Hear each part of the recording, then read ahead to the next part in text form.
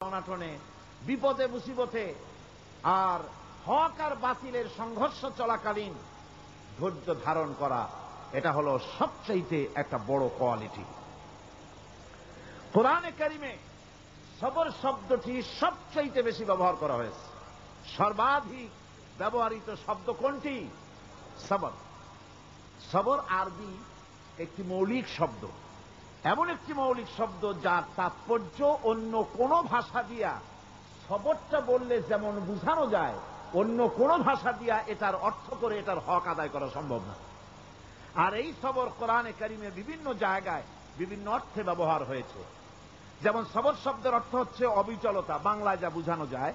সবর শব্দের অর্থ হচ্ছে অবিচলতা, দৃঢ়তা, সহিষ্ণুতা, মন মেজাজের সমতা, ধীরতা, স্থিরতা, কষ্ট সহিষ্ণুতা, বরদাস্ত করা। এগুলি এই সবরের এই অর্থগুলি কোরআনে কারিমের বিভিন্ন জায়গায় বিভিন্ন রকম এটাকে ব্যবহার করা হয়েছে। সবর একটি মৌলিক মানবীয় গুণ। এই গুণ যার মধ্যে আছে সে তার নৈতিকতার শীর্ষে পৌঁছে যেতে পারে। আর এই গুণটি যার মধ্যে অভাব, এই সবর যার ভিতরে নাই, সে মানুষের পর্যায়ে পড়ে না।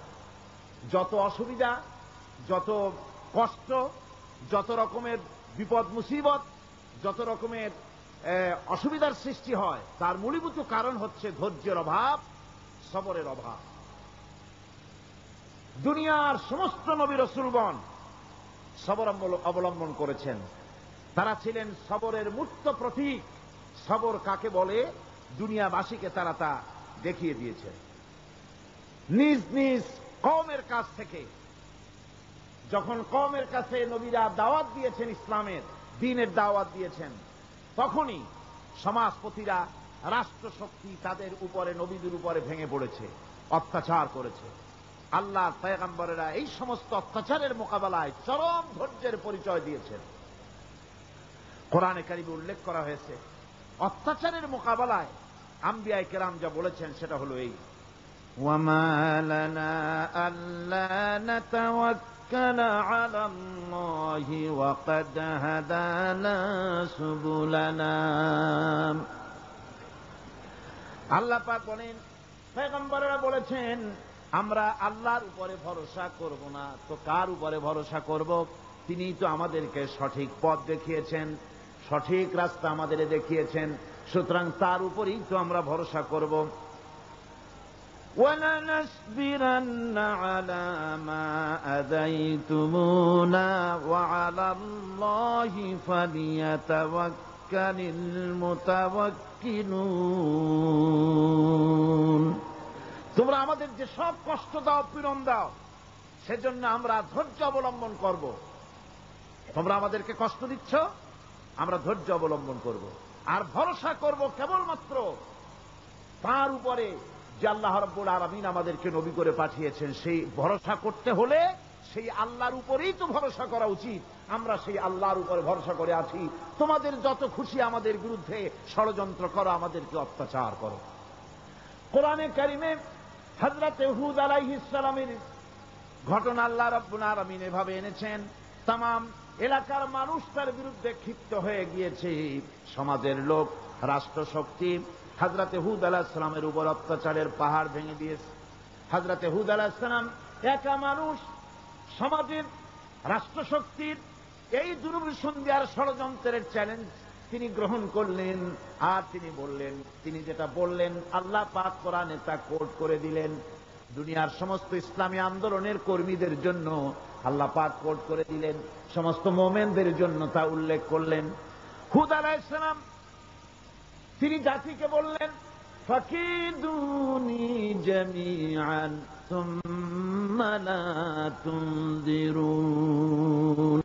তোমাদের যত ক্ষমতা আছে সমস্ত ক্ষমতা নিয়ে আমার বিরুদ্ধে তোমরা ষড়যন্ত্র করো, আর আমাকে এতটুকু অবকাশ দিও না। আমি সেই আল্লাহ রাব্বুল আলামিনের উপরে ভরসা করেছি, যার কুদরতি হাতের ভিতরে আমার জান, আর গোটা পৃথিবীর সমস্ত প্রাণীর জান যার কুদরতি হাতের মধ্যে। যার হাতের ভিতরে গোটা পৃথিবীর সমস্ত জান, সে আল্লাহর উপরে ভরসা করেছি। যা খুশি তোমরা আমার বিরুদ্ধে করতে পারো। সুবহানাল্লাহি ওয়া বিহামদিহি। এটার নাম হলো ঈমান, এটার নাম সবর, এটার নাম ধৈর্য। এই ধৈর্য আসে ঈমানে কামেল হলে পরে এবং আল্লাহর উপরে পরিপূর্ণ বিশ্বাস হলে পরে। যদি কারো দিনের মধ্যে কথা বিশ্বাস থাকে যে আমার জন্য আল্লাহর পক্ষ থেকে যদি কোনো বুলেট নির্ধারণ করা থাকে, গোটা বিশ্ব যদি আমাকে পাহারা লাগায়, ওই বুলেট থেকে আমাকে বাঁচাইতে পারবে না। আর আমার জন্য যদি একটা বুলেট আল্লাহ কর্তৃক নির্ধারিত থাকে, তাহলে গোটা পৃথিবীর মানুষ চেষ্টা করেও সেই বুলেট থেকে আমাকে রক্ষা করতে পারবে না। এটার নাম হচ্ছে ঈমান। এই ঈমান যখন মানুষের মধ্যে সৃষ্টি হয়ে যায়, তখন সে বিপ্লবী শক্তিতে পরিণত হয়ে যায়। তার কাছে ভয় বলে কোনো জিনিস থাকে না, যেহেতু সে তো ভরসা করেছে এমন শক্তির কাছে যার চাইতে প্রচন্ড ক্ষমতা, আকাশেও কারো নাই, জমিনেও। তিনি কে? জোরে চিল্লায় বলেন, তিনি কে? আমার বন্ধুগণ, রাসূল করিম সাল্লাল্লাহু আলাইহি ওয়াসাল্লাম হিজরতের রাতে সূর পাহাড়ের গাড়ে সওরের কাছে যখন চলে গেছেন, ফজরের রক্ত হয়ে হয়ে আসতেছে। হযরতে আবু বকর রাদিয়াল্লাহু তাআলা আনহু বলছেন, হে আল্লাহর রাসূল, এখন আর অগ্রসর হওয়া ঠিক হবে না, বেলা উঠে গেলে ধরা পড়ে যাব। এখানে গুহা আছে, ভিতরে প্রবেশ করি।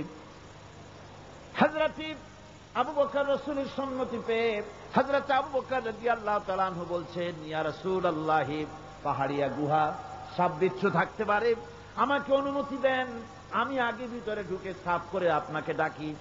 ভিতরটা সাফ করে তিনি ডাকলেন। রাসূল করিম ভিতরে ঢুকে বলছেন, আবু বকর, পাহাড় বেয়ে বেয়ে বড্ড কষ্ট হয়েছে, একটু বসো, তোমার উরুর উপরে মাথা রেখে আমি একটু ঘুমাইয়া যাই। আল্লাহর নবী আরাম ফরমাচ্ছিলেন। সকালবেলায় কাফির বেঈমানেরা যখন আস্তে আস্তে করে গুহা মুখে পৌঁছে গেছে, পায়ের চিহ্ন এখানে শেষ, তাদের নিশ্চিত ধারণা এর ভিতরে নবীজি আছেন। বলছে, বেরিয়ে আসো। একজন বলে নাই, আর একজন বলে আছে। এভাবে তাদের মধ্যে দ্বিমত হয়ে গেল।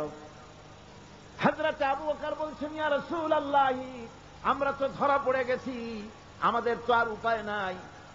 এ গুহাটা এতই অগভীর, শুয়ে যদি হাঁটু উঁচু করা যায়, উপর থেকে দেখা যায়, বসতে পরে মাথা দেখা যায়, ধরা তো পড়ে গেছি, উপায় নাই।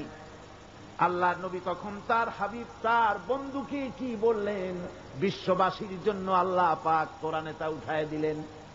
নবীজি তার বন্ধুকে ডেকে বললেন, লা তাহজান ইন্নাল্লাহা মা'ানা।